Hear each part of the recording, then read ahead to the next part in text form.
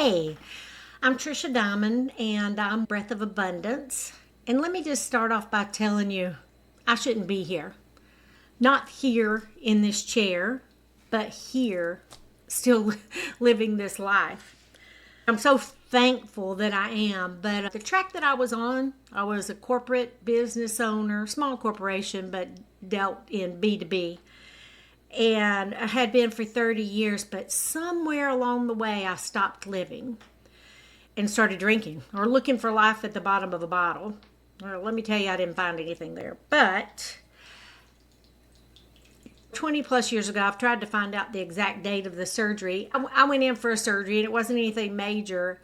And I had the experience of that I went, meaning I left this body and I was traveling at a super high rate of speed. And briefly, I looked back over my non existent shoulder and thought about my kids because they were young at the time. And I thought, nope, they're on their own journey. As but immediately. And from the time that I left and I was zooming toward this black sky with a billion stars, from the time that I was zooming towards there, I knew everything. Anything that popped into my whatever would be considered my mind was answered immediately. And it was like, oh my God, it was so simple. It really is that simple. Why didn't I do that? Why didn't I know that I could have had this and done that? I could have been, done, and had anything I wanted. And I still zoomed towards this galaxy of stars, and I zoomed in on one star and we communicated immediately. And I say here, even though I didn't have a head, it was clear with more clarity than anything the verbal word could explain. I knew I was speaking to another star being. Her name was Jira, and there was nothing but all-encompassing love, more than anything I've ever felt on this earth. I felt the love of my mother, the love of a sister, the loves of other people, but nothing like this. It was like nothing I can't even describe it. But almost immediately, as soon as I was experiencing all of that and was really happy about being where I was, I noticed the doctor was pushing my face like this, and I came back. And I remember thinking, what the hell do I do with this? Because I knew it was real. It's that long ago, I can still feel the whispers of it. It's not as impactful as it was then, but I knew quantum physics, which I had never heard the term quantum physics. Didn't know what that was at all, but I knew, and I could do calculations even for a couple of days after having this experience. So, what do you do with that? I'm plopped back here in Georgia, in very conservative, grew up Baptist. Anyway, what do you do with it? You can share it with some, but they'll look at you like you're crazy. I didn't share it with really anybody. I think maybe my husband, and he just said, oh, that's just something that happens when you're under the effects of anesthesia at some point. But a couple of weeks after that, I was in the little local town, and I went to get a sandwich at a shop that was opening, and I got a sandwich, and there was only one other person in the whole shop. And she said, hey, do you want to sit with me? I knew her, but didn't really know her. What am I going to say? No, I'll sit over here at this empty table by myself. So yes, I sat down with her, not really wanting to. But I remember taking a bite of the sandwich, and as soon as I looked up to her, I knew immediately that it was her. It was Jira. It was the star that I had connected with. And I remember thinking, oh boy, what do I do with this? So finally, I just sat down my sandwich and I said, look, I got to tell you something. And I told her. And when I got through telling her, all she said was, I know this to be true. So you would think my life completely changes then, right? Let me tell you, when you have a life-altering event and you don't alter your life, it can get pretty ugly. Now, I'm not saying I lived a bad life. I did not. I've got great kids, good family. Everything was fine, but I just wasn't happy. And I didn't realize at the time that I get to choose that. So I started drinking. And the reason I think I started drinking was because I was receiving messages sometimes at 2 and 3 o'clock in the morning when I couldn't sleep, or they would just come through me. And I can type with my eyes closed, and I would get my iPad, which I still receive this way today, and was receiving. And it would just come through me, and I'd read it later, and I'd think, wow, who wrote that? Because it's way smarter or sounds much more clear than anything that I would write. So bits and pieces of that came through over the years.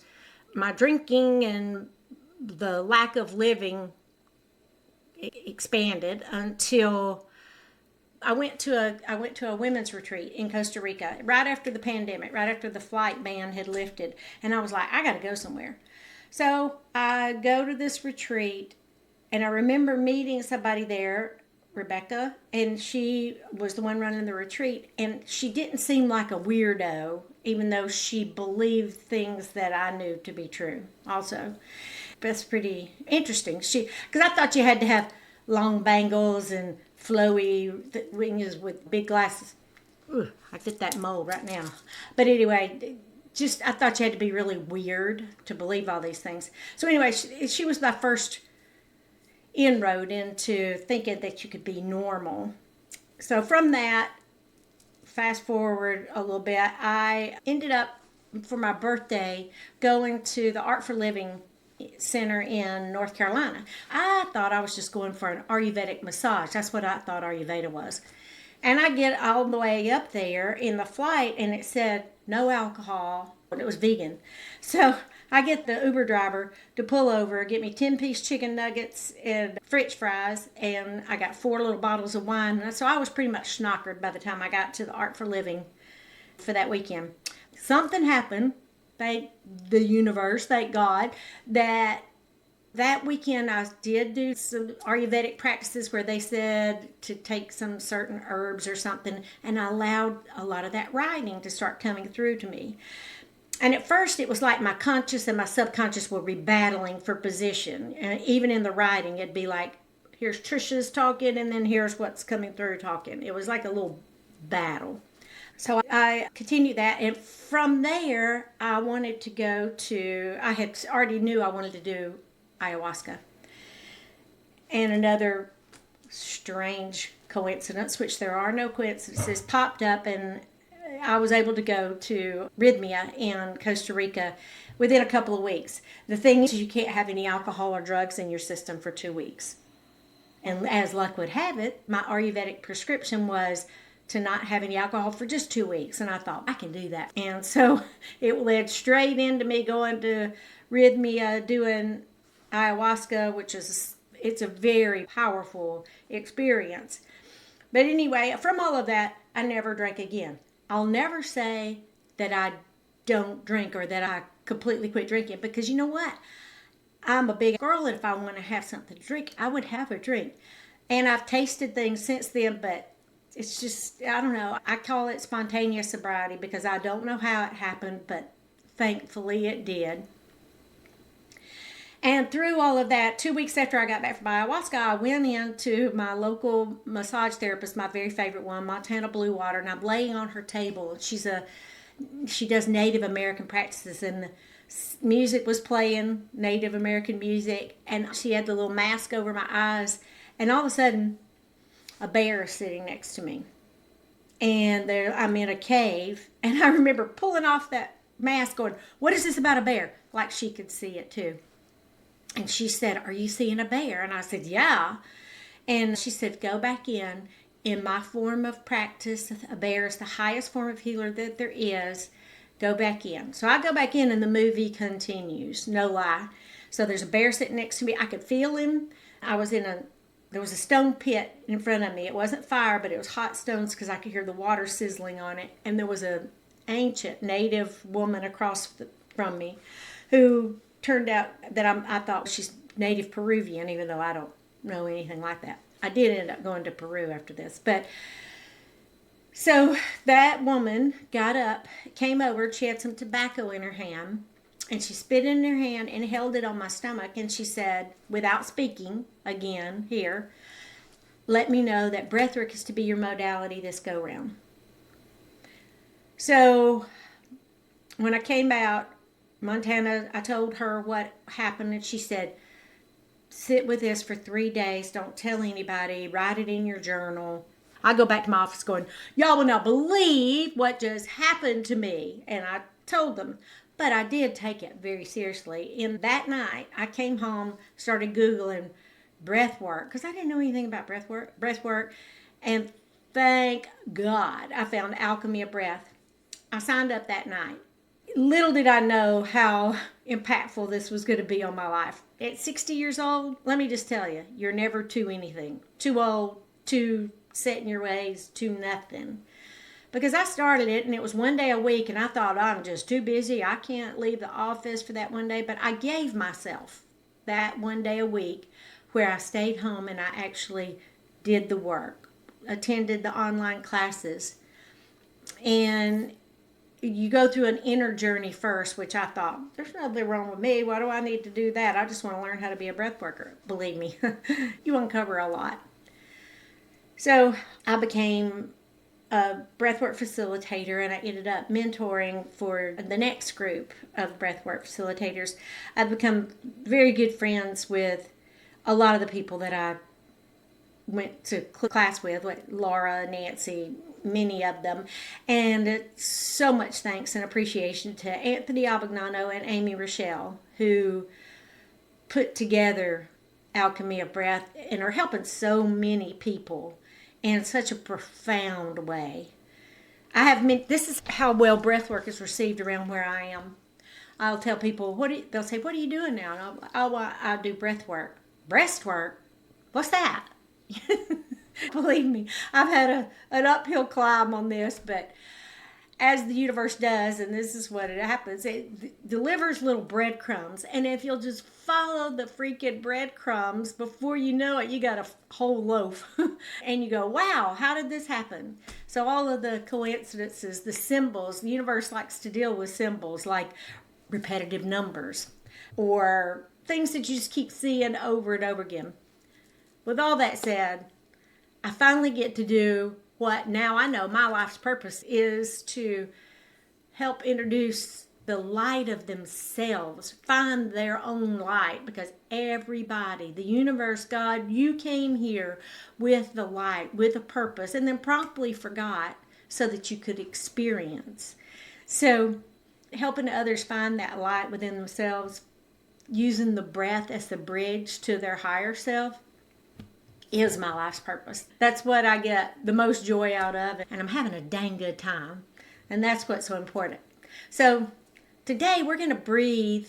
It actually is breathe in abundance.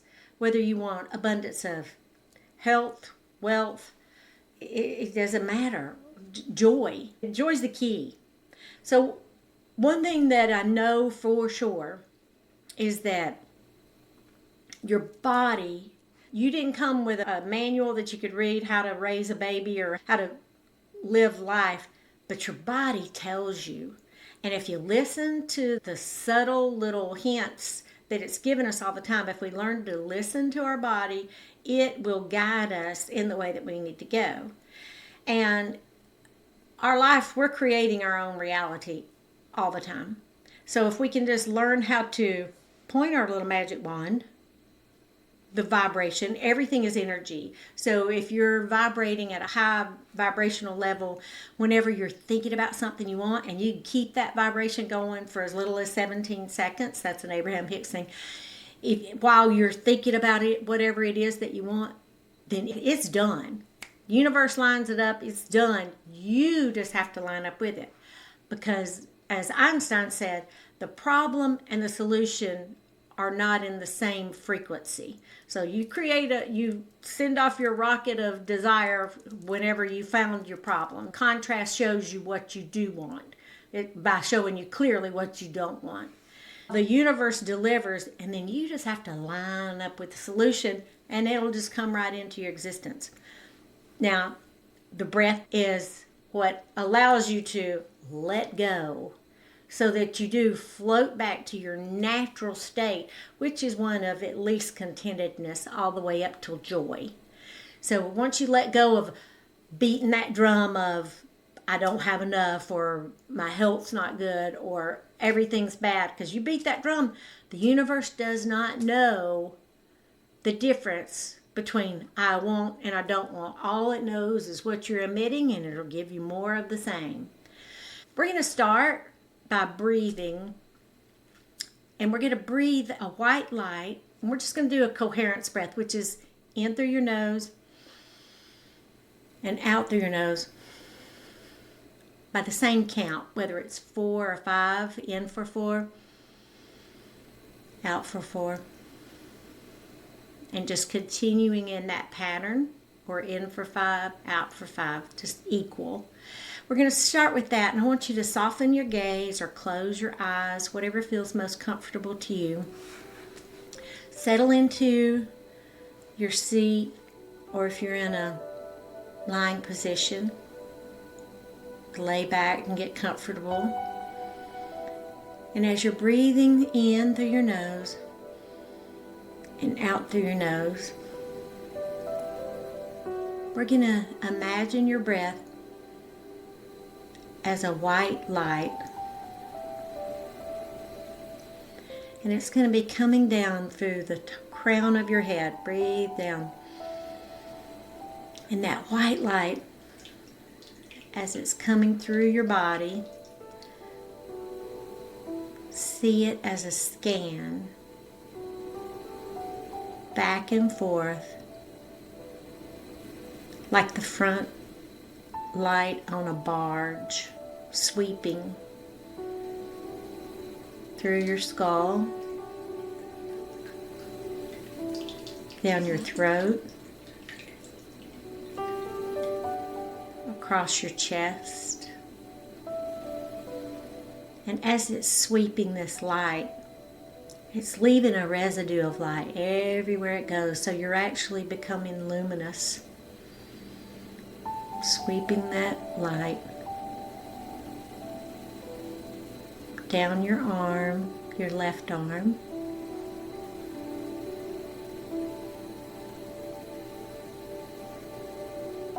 crossing over your elbow,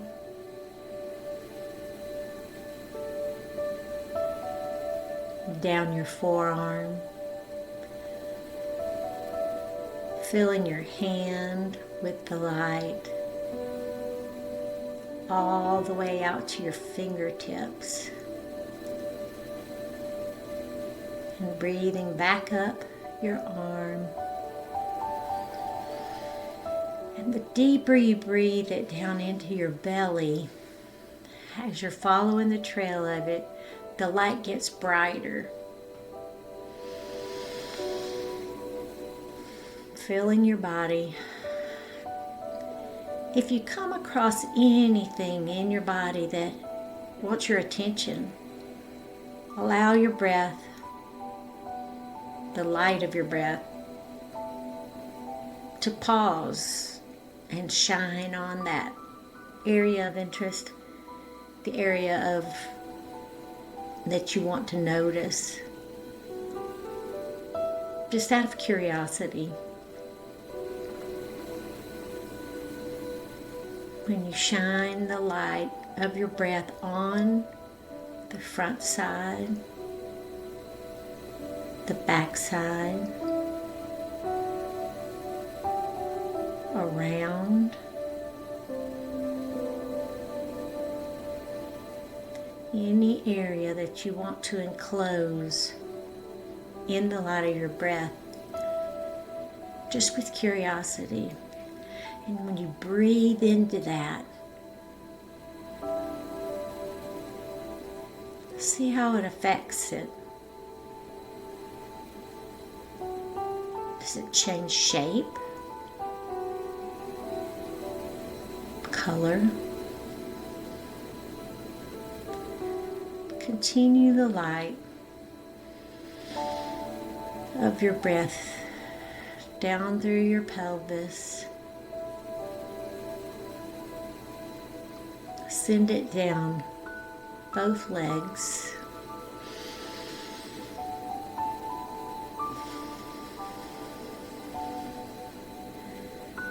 Down your shins. across the top of your feet, out to your toes.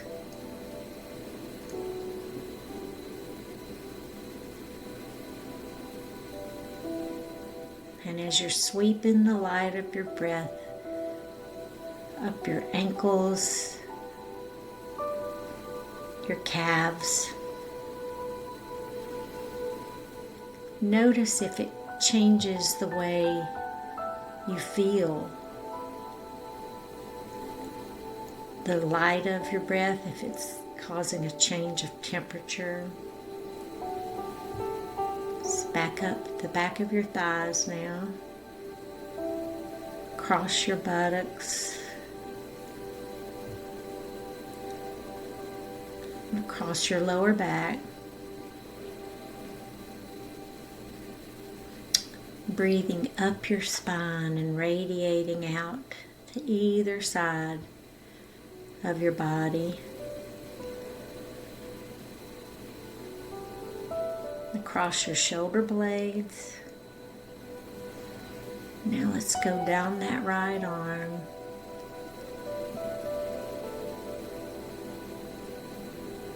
Across the elbow.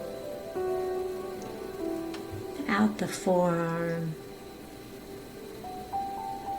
And out your fingertips. And now, as you breathe that light back up into your chest, imagine your entire body now is completely illuminated, even outside of your body, your auric field.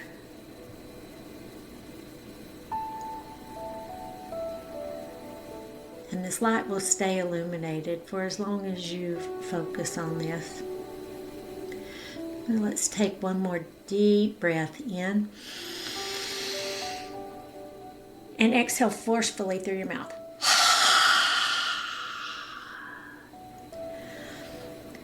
Now, as you come back to the space, we're going to do one little practice. And it is feeling you while you're lit up now. Your entire body is lit up. I want you to feel, learn to feel your yes in your body and your no.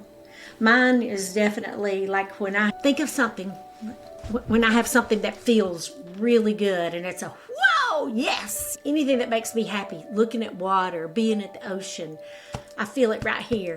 It's a big yes. Similarly, but the opposite is when I feel a no and I can take the time to pause and breathe into it, I feel it. I don't know if you can see me. My hand is right here on the top of my stomach. That's my no. So trust your yeses and your no's. So right now, if you would just close your eyes down again for a second. Think of something that makes you just really happy. Anything. And if you can't think of something that makes you super happy, think of something that makes you feel a little better than what you feel right now. Is it a flower? Imagining something in your mind's eye that brings a smile to your face. Have you got it? Hold on to that and now feel, recognize in your body, where do you feel that? Because that, we can blow the breath of recognition onto that and it will expand like blowing air onto an ember. And the more you can expand that feeling wherever your yes is, that's what the universe will be delivering more and more of to you. So only for a second, because I don't want you to focus on this, but how easy is it for you to find something that doesn't feel good, that feels bad? Like, I don't want you to focus on it though, because we don't want to hang out there for 17 seconds, but I just want you to recognize, where do you feel that's your no? Put your hand on your yes and on your no. And any decision you have to make, because you're making judgments and decisions thousands of times a day, but when you do it consciously, using your breath, breathing in, okay, is that a yes or a no? And go with it. Give yourself the gift of giving you, being selfish for you. You fill your own cup and it will overflow to others, to your children, to your job. Everyone will benefit from you filling your cup first. Much more so than getting the dregs from the bottom of your cup. So you know that there's one of those little games you see where it's got a cup and it's got straws coming out and you're trying to see how can you fill the cup up with all these straws coming out. Really, you can't, because you're seeping out way down here. So when you're letting all of your flow go out before it ever fills you up, you're tired. The people that you think you're doing stuff for, either out of obligation or whatever, are not getting the best of you. Until you give yourself the best of you, you can't let anybody else have your overflow. So take care of you first. Kind of like on the airplane when they say, when the mask drops, put it on yourself before you put it on the children or whoever it is that you're being responsible for. The same thing. Fill your own cup first. Use your breath. I'd love to have time to do a complete breath practice with you, but I see that I'm about out of time here. But there's one breath I really love to do, and that's like breathing up the emotional scale, because you cannot go from despair to joy in one fell swoop. You just can't. But you can change your momentum. You can go from despair and feel a little better, and maybe feel guilt, maybe feel revenge, maybe feel anything is better than total despair. And once you breathe your way up, you finally get to the tipping point. And the tipping point may be contentment or just feeling at ease. And when you get there and you start moving a little further up the scale towards things that feel good, hope, then it starts expanding. It starts going a little faster. It has its own momentum. And before you know it, your life can turn around, will turn around, guaranteed. What is it going to hurt to try? Just give it a go. There's so much I want to share with you. I'm so thankful to Anthony and Amy and to anybody that lets me breathe my light. So I shine my light and it helps you find yours. So this reminds me of one of the downloads that I received the other day. I receive them daily now, the ones that I was alluding to earlier. And that is my non-negotiable every day. I receive them daily. I download them and I put them into my blog before I ever let them go through the Trisha filter, because I don't think it's my right to edit the words that I receive, because like I said, it's way smarter than me. So I want to read this one to you. This one came through on March 22nd. I titled it, The Light Within, The Power of Authentic Influence. Like the disappearing impression in the sand, your influence on others is fleeting, but it may spark the flame of their own internal knowing. Like a match held to the end of a sparkler, it only assists in the initial combustion of their own light, their ability to burn bright, so that they too may ignite in others a spark of recognition of the divine within. That is the golden thread of connection, and the spark is all that is needed. If the desire is to be the flame for others, that is an ego-driven human desire. Recognition of your role in assisting others to believe in themselves is not necessary or even wanted. Like attracts like, and the flame spreads much cleaner, burns much stronger, and affects many more when it is in its purest form of innocence. Like the love of a child or the song in one's heart, it is gentle and loving, like a soft hand on the head of a child to awaken them. Feel the contentment and the sense of satisfaction that comes from living for your own light rather than burning for others. Your light will, and does, illuminate the path for others simply by being and knowing.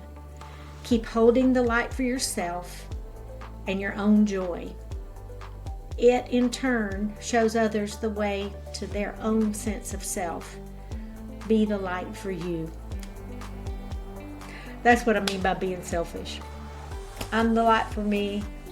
If it sparks anything in you, then great. Just be the light for you.